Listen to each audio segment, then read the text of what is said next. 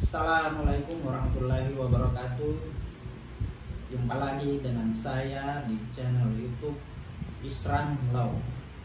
Apa kabar teman-teman semua? Semoga yang sedang menyaksikan video ini selalu dalam lindungan Tuhan yang Maha Kuasa. Amin. Dan yang tak kalah penting, tentunya dalam kondisi sehat walafiat. Amin. Oke, baik teman-teman. Topik pembahasan kali ini saya akan membahas tentang hutang piutang. Bolehkah seseorang atau rentenir atau badan hukum melalui debt collector menyita aset atau barang seseorang yang tidak sanggup bayar utang, ya? Namun sebelum melanjutkan pembahasan ini, ya, teman-teman, Bapak Ibu sekalian, jangan lupa share dan subscribe channel video ini agar tidak ketinggalan informasi-informasi tentang seputar dunia hukum dari saya. Oke, baik teman-teman. Dalam hal atau hendak melakukan suatu hubungan hukum, biasanya para pihak sebelumnya tentu membuat perjanjian, perikatan atau suatu kesepakatan. Misalkan dalam hal hutang piutang, bila si peminjam uang tidak sanggup membayar utang atau mengembalikan uang yang telah dipinjamnya, bolehkah rentenir atau melalui debt collector menyita aset yang punya utang? Tentu tidak boleh, ya teman-teman. Nah, ini tidak boleh.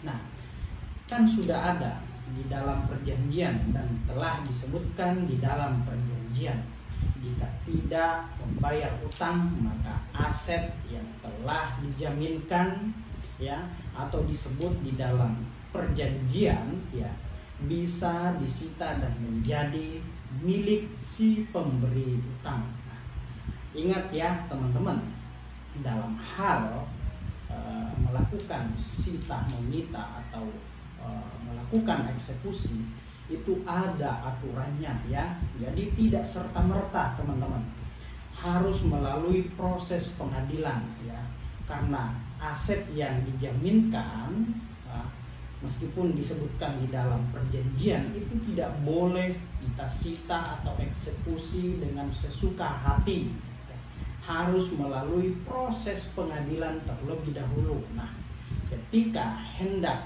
mau melakukan sita atau eksekusi, haruslah ada putusan pengadilan yang telah berkekuatan hukum tetap terlebih dahulu.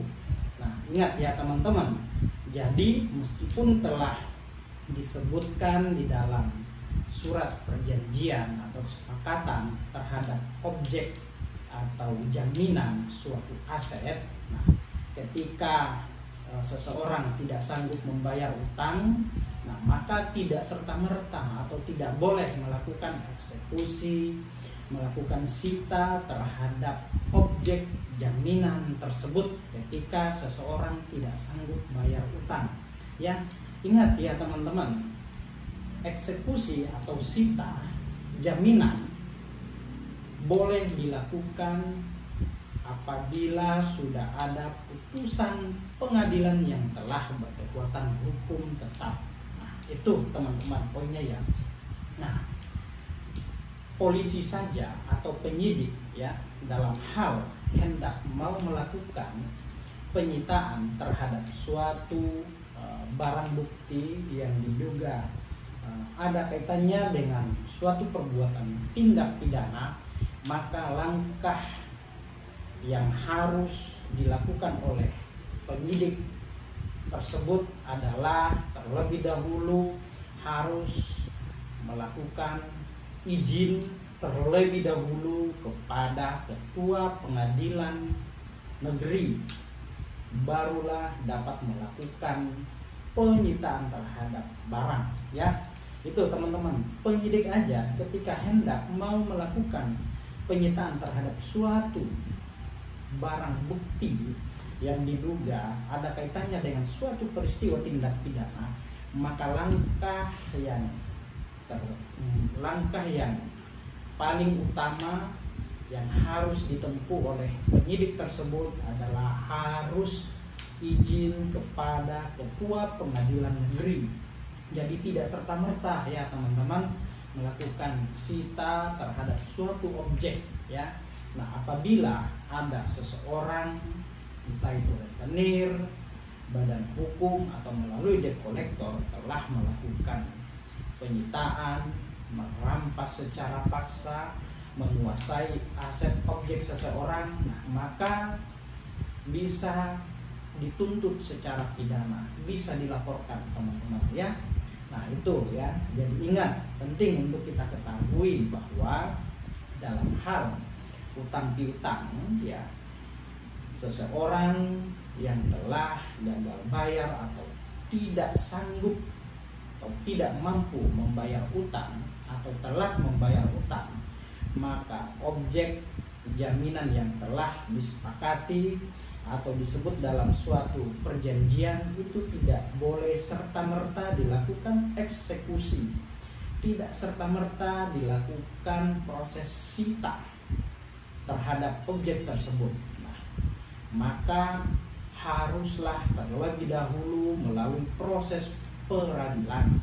Nah, proses peradilan ya teman-teman, harus ada keputusan yang telah berkekuatan hukum tetap, barulah si rentenir atau melalui debt collectornya melakukan sita atau eksekusi terhadap objek jaminan tersebut. Nah, oke teman-teman, semoga informasi ini bermanfaat untuk kita semua. Demikian, assalamualaikum warahmatullahi wabarakatuh.